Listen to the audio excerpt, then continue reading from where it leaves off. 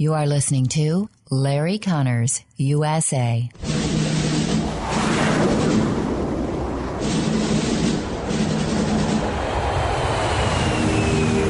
You want answers? I think I'm entitled. You want answers? I want the truth! You can't handle the truth.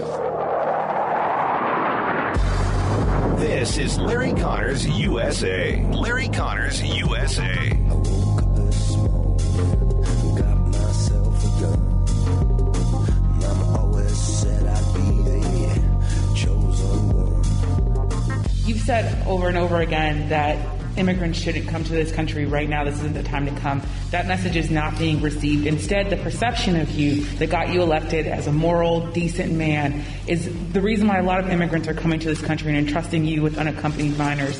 How do you resolve that tension? And how are you choosing which families can stay and which can go, given the fact that even though with Title 42, there are some families that are staying? And is there a timeline for when we won't be seeing these overcrowded facilities run by CPB when it comes to unaccompanied minors? Well, look, I guess I should be flattered. People are coming because I'm the nice guy. That's the reason why it's happening. That I'm a decent man, or however it's phrased. That, that's why they're coming, because Biden's a good guy. That's Joe Biden earlier today in his press conference and saying, and they certainly didn't come because Trump was a moral and decent guy. And did you hear the reporter?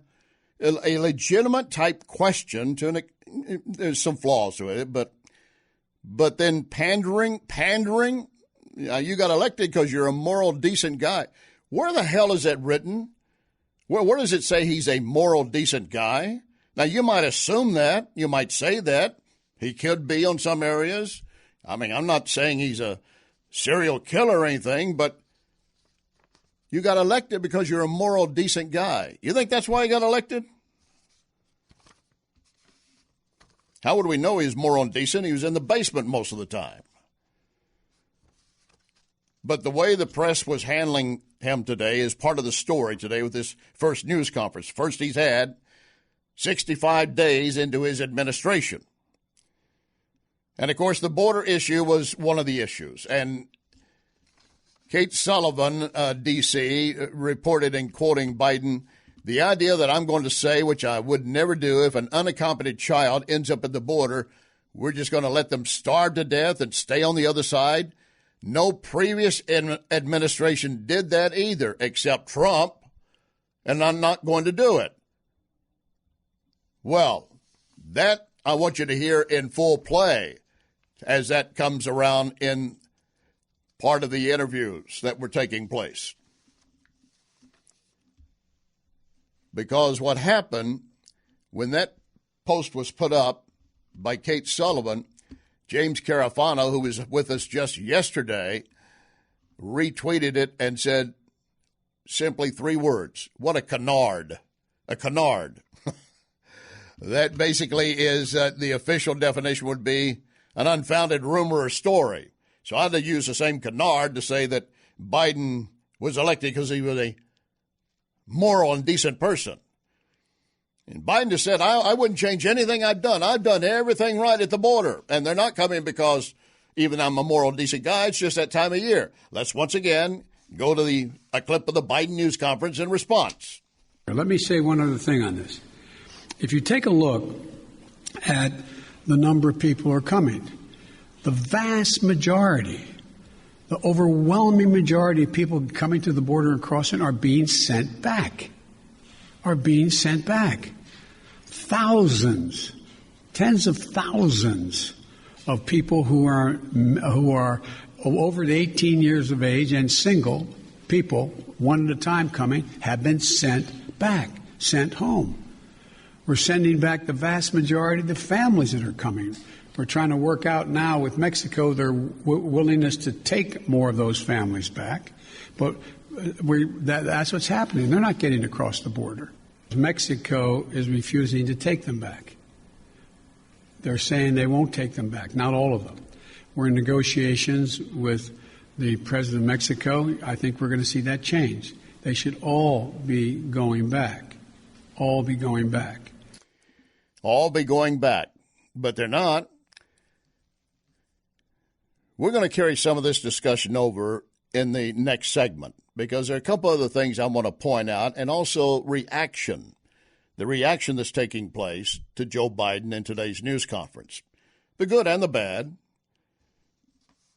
But I think it should be appalling that Biden says, I'm doing everything right, and I certainly didn't leave kids to starve on the border like Trump did.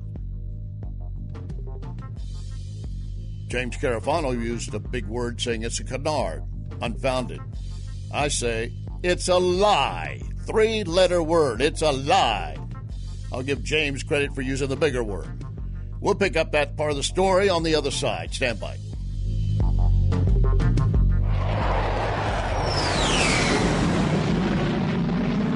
Larry Connors, USA. News and commentary.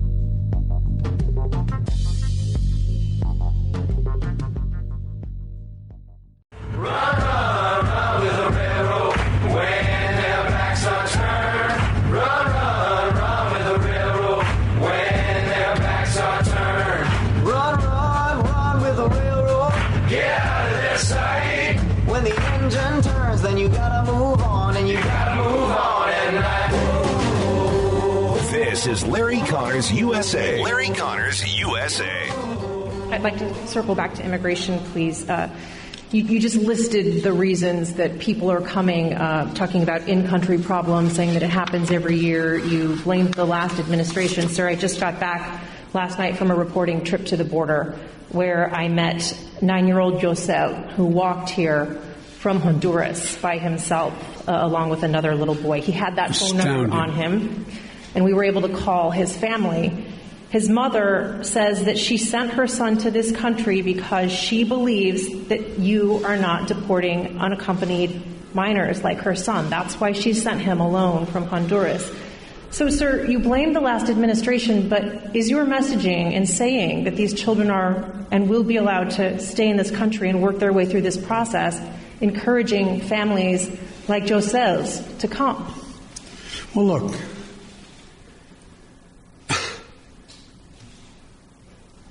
The idea that I'm going to say, which I would never do, that if an unaccompanied child ends up at the border, we're just going to let them starve to death and stay on the other side. No previous administration did that either, except Trump. Yeah, again, I say lie, lie, lie. He was stumped by that question. Well, shouldn't he have been prepared for that one? Shouldn't he have expected that kind of question? He's already saying, of course, I wouldn't apologize for anything I've done with the border. And they're not coming because of me. I'm a nice, moral, decent guy. But this is a normal migration this time of year. That's what he wants you to believe. And that is true as far as when they choose to travel and carry out these caravans. But these caravans started back in November for some of them because they were told if Biden wins, the border will be open. And whether or not they understood that he wouldn't be president until he's actually sworn in, I don't know. But they were going to be there when he is so they can cross the border. And he is responsible. I don't care how many times he ducks and dodges around it. He is responsible for what we have at the border right now. But, of course, what he's done now, it's a slick move. I mean, you gotta give him credit. I guess he learned from Slick Willie, being Bill Clinton. Anything that might be too hot to handle, give it to someone else. Pass it off. Yesterday announcing that VP Harris will now be overseeing and be the point person for dealing with the illegal immigration and talking to the triangle of countries, Northern Triangle, Guatemala, Honduras, Nicaragua, and with Mexico and trying to figure out all this. Yeah. Because I got other things to do. This is the first news conference the man has given since he took office, 65 days. And earlier I read to you, and I want to share again, that we already had the Washington Post point out to reporters who were going to cover it. Here's a headline piece written by Margaret Sullivan, the Washington Post media columnist, left wing. Says Biden's first news conference is a test for him, but it's a bigger test for White House reporters. She wrote on that showboating press members might worry about not looking as tough on Biden as they were with Trump. And then also added, for the White House press corps, there's a temptation to play in the crowd, to the crowd. That'd be Jim Acosta accosting Acosta primarily. He's no longer there. No, CNN took him off. I mean, they can't have him still be a White House correspondent and him not go after Biden like he did Trump. So that's why they replaced him for that position. She goes on to say every TV reporter has to be thinking about that 10-second clip of their question that might be used on Thursday's newscast, establishing them as a star du jour who bravely challenged the president. That's why almost every question from a reporter is a pretty extended question. Probably wears the man out saying, where did its string start?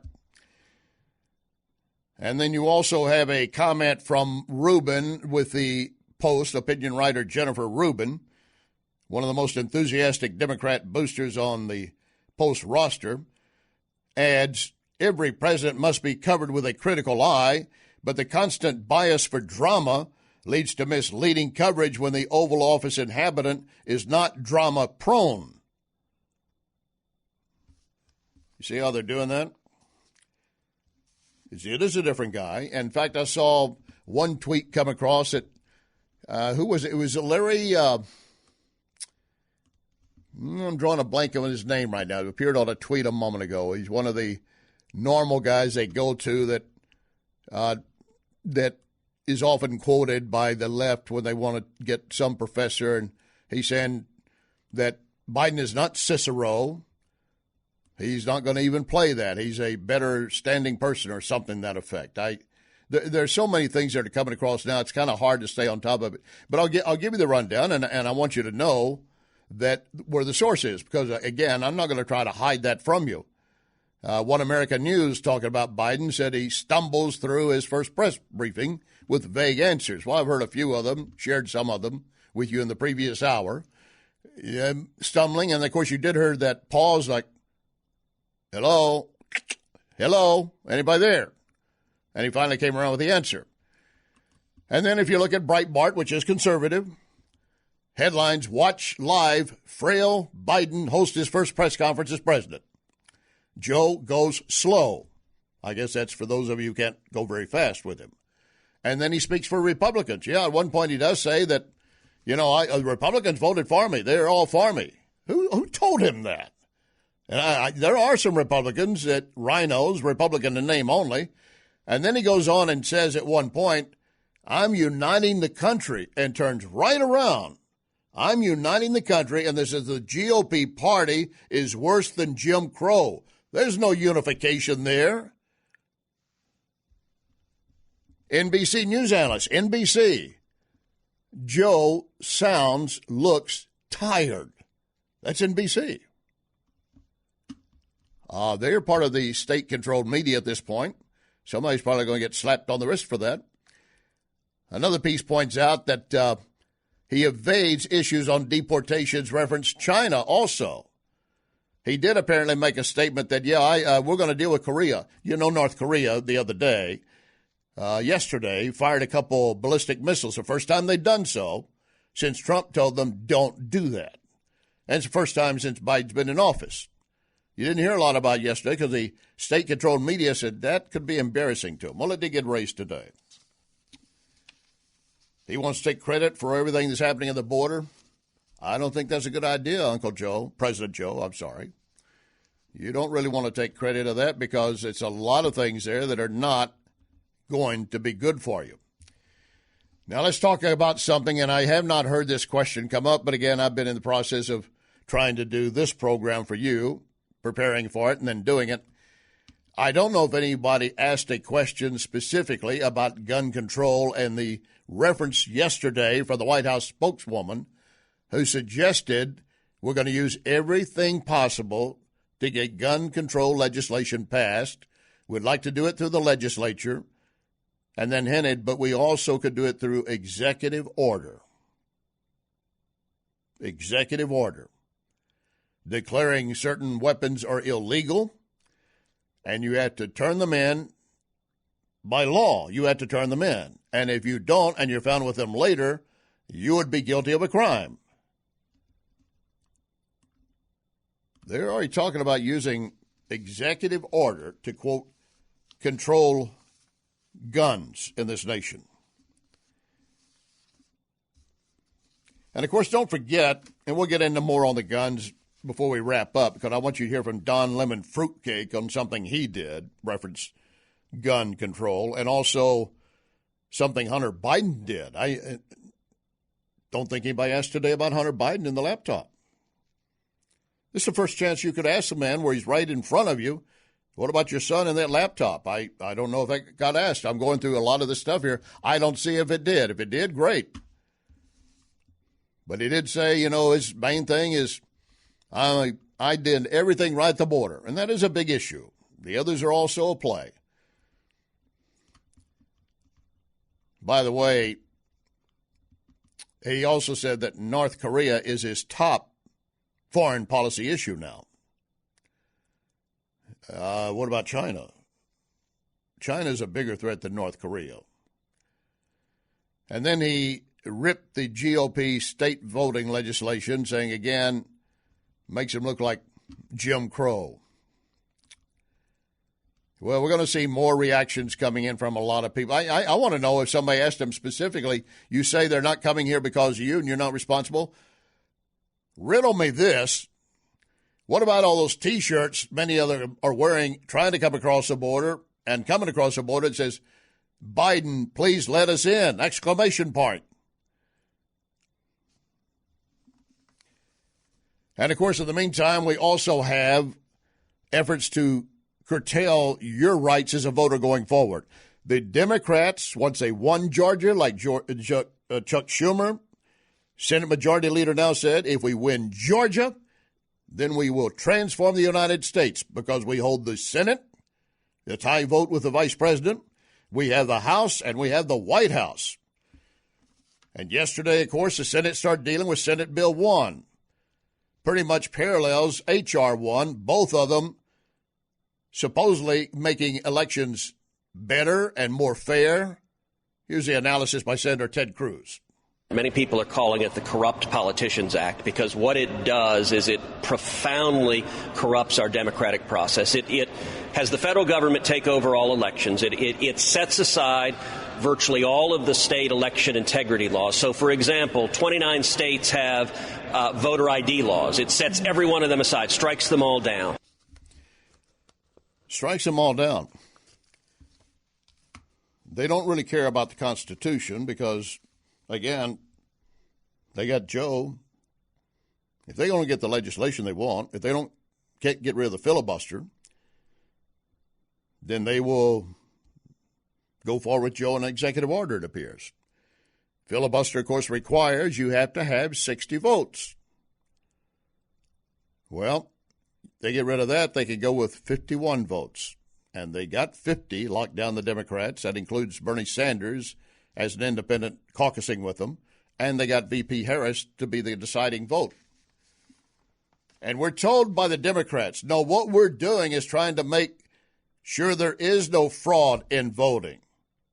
I say, no, what you're trying to do is make it easier for fraud.